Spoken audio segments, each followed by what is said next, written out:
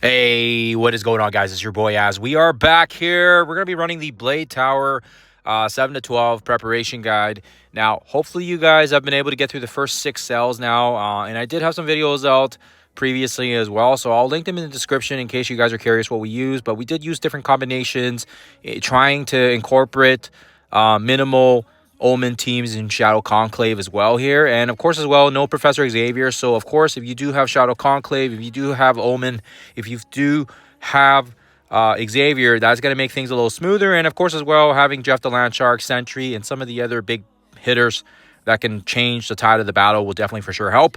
But we'll quickly, showcase some of the teams that I think I'm going to be looking forward to using here in the next 6 sections, which will be live basically this coming Friday as well here. So in a obviously later down the week here. So for sure, it's good to kind of prepare now and keep your eye on it, of course, as well. And prepare as best as you can here. And if you're not finished through the first 6 yet, then of course as well, getting some of those key characters up will definitely for sure help. And it does reset on the Friday, so that'll be nice. So first and foremost, cell number 7. We see that it is like an Asgardian-based team here with Thanos and Maul, and it looks like they've brought in basically like an Asgardian / Black Order, right? So very interesting to see the mix here. So I would say it looks interesting, and for sure, right off the get-go, 2 of the fastest characters, because they fill their own speed bar, is going to be Loki and Sylvie taking their first 2 turns before anybody else. So I think their speeds are around 120-ish, and they're going to go first before anybody else. So very likely Loki's going to do his special, which causes 2 characters to attack the person. And then of course as well, Sylvie's going to use that massive ult that she has to kind of apply some negatives. So just kind of keeping that in mind. Right now, what I'm thinking here is, second is Hela is 110 and Malekith is 127. So basically, we need some characters before Malekith can go, because he's 127, and then Hela is the next fastest, which is at 110. What we need to do is we need to make sure we have a faster team, but on top of that, we also need to have someone soaking up the damage when Loki does that initial first hit. So right now, I'm thinking, from my take anyways, to be a conservative team moving forward, we're going to bring out our Galactic Council as well. They're going to get the on-spawn safeguard and the defense up to kind of give a little bit of, damage and absorption from the Sylvie and the Loki attacks. And of course as well, with Hulk being there with the on-spawn taunt, he's going to basically just instantly die because we don't have him built up. And then of course as well, the 3-piece plus Spider-Man, I believe should be enough to get the job done here. We're going to have to see if that is true, and if not, we may have to pivot some teams around here. But this team worked very well last time, and again, Spider-Man is an absolute beast here, so I'm hoping that is the case here as well, and hopefully we can get it done here through, with this team that we're using.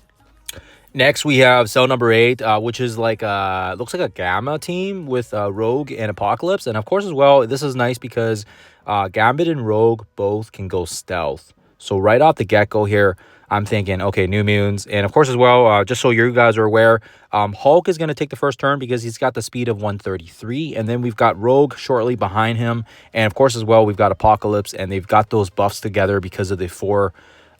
just because they were the previous arena meta team way back, and the 4 horsemen and all that other stuff as well. So just kind of making sure you guys are aware that they are going to have some pretty nice boosts for each other.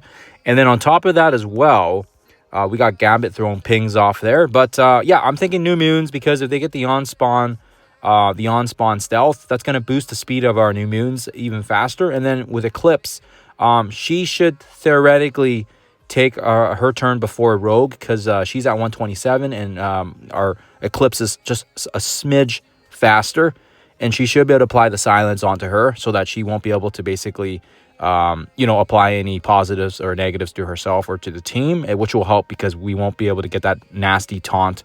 And then of course as well, we got our own Apocalypse being able to do the ability block if we win in the coin flip, and if by some miracle we bring that Rogue low enough, and she activates the stealth, that's going to give our team a massive boost in speed. And theoretically, on paper, I'm hoping this goes smoothly. But well, as with everything, we'll see how it goes when the actual gameplay is live. Cell 9 is again playing homage to a mutant team, and again it looks like it's a combination of X-Men, the old X-Men, plus we've got some of the we've got Exalted here as well. So interesting to see that it's going to be kind of a mixed match. And of course, as well, what's important here is we know Morph is going to take the first turn because he's the fastest at 130. I believe his speed's 134. And then right after Morph is basically the next fastest is Wolverine, which is 117. So quite a variance in speed differentials. But nonetheless, we can take advantage of that because we can use basically some fast teams. Havoc. We're going to take a little hit from Morph, which should just tickle us. And then Havoc should be able to get his turn in around the same time as Rachel. So what we can do is we can throw a stun from Havoc onto you know, a character, most likely someone in the middle here, hopefully. And of course, as well, Rachel Summers, being as good as she is, she's going to be able to spread that stun, and hopefully we can control that way. And I've got Scourge in here because he's also fast. He's 130, so he should theoretically be faster than anybody else after Morph takes his turn. And then we'll kind of go from there. So just, you know, just thinking at the top of my head, or if you don't have Scourge unlocked and you don't have like some of the other fast characters, you can input Sentry. You can bring in Jeff the Land Shark, somebody quick, somebody fast. Emma Frost here would be nice to kind of lower some speeds as well if you guys aren't using Emma Frost anywhere else. The next one, this is probably, in my opinion, probably the second hardest node here because we've got basically these really, really fast speed up on spawn teams. And then we've also got Vulture filling up the speed bar. And then he's also going to take the first turn, slowing everybody down. So this is going to be very, very key here. I think if you have Professor Xavier, it's going to be a no-brainer to use Xavier, and it's going to be easy. If you don't have Xavier, we'll try to figure out if there's another way to get around Xavier without Xavier. And yeah, just like I said, Hob and Vulture are literally going to take their first turns, and it's going to be a massive hit. So I'm thinking right out the get here, we're going to use Fantastic Four. Fantastic Four is pretty fast as well, and unfortunately they're not as fast, but they should be able to take their turn after Vulture and Hob. And then we've also got Emma Frost boosting our speed, and we've also got Surfer Breaker as well, tying in the fact that if somebody dies, we can also maybe sub out Emma Frost here and maybe bring in Minerva as a revive as well here to kind of bring and protect Mr. Fantastic and the Fantastic Four as well. So that's what I'm thinking. 11 is also an interesting one because it's a combination of Sasquatch plus Astro. And then we've also got Blastar and Quasar and Doom. So Galactic plus Astro. So those three are the fastest. Emma Frost is going to cancel out speed. So you can't really use Fantastic Four on this section because she's going to cancel out that speed. So there's no point in bringing Fantastic Four if you're saving it. What I'm thinking here is we can fight speed with speed. Our Exalted X-Men should be just as fast, and we should be able to get the some good slows as well from Storm. And of course as well, we've got Morph and Angel here kind of providing key pieces to the Exalted X-Men team, and we may be able to slot in two other ones that are in a fitting role here. If we're not using Jubilee or Wolverine anywhere else, we may be able to slot them here as well to finish the combo and see how that goes. Last and final note, guys, this one I don't know if it's, you know, rocket science. I think it's literally built for the Symbiote 6, just because we have the Mephisto there and the on-spawn Brimstone teams with the increased speed from Living Mummy. So right off the get-go, those two are going to be the fastest two characters,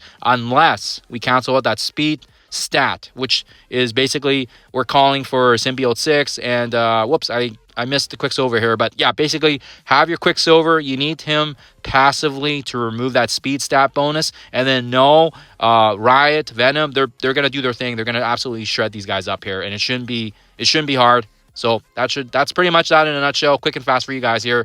Let me know if you guys are going to use any of these other plug and plays. We didn't even incorporate Jeff and Sentry last time, and we don't have Kahori. But if you do have them built up, slap them somewhere useful. Sentry is good because he's got that first turn ability block. Kahori has the 2 turns before anyone takes 1 turn. Emma Frost can cancel out speed, and she can do the ability block as well. And we've got Jeff the Land Shark, who is an absolute beast on his own as well. And most likely, very likely going to build him up here for the next one, I think, because I finally got mine to 7 stars, and yeah, I was waiting to get the 7 star on him, and now I've got gold, and I may be able to bring him up here now. So other than that, guys, let me know what you guys think about this of the next set of floors. Let me know how you guys are preparing. Other than that, guys, happy Sunday. Hope you guys have a lovely weekend, and I'll see you guys in the next one.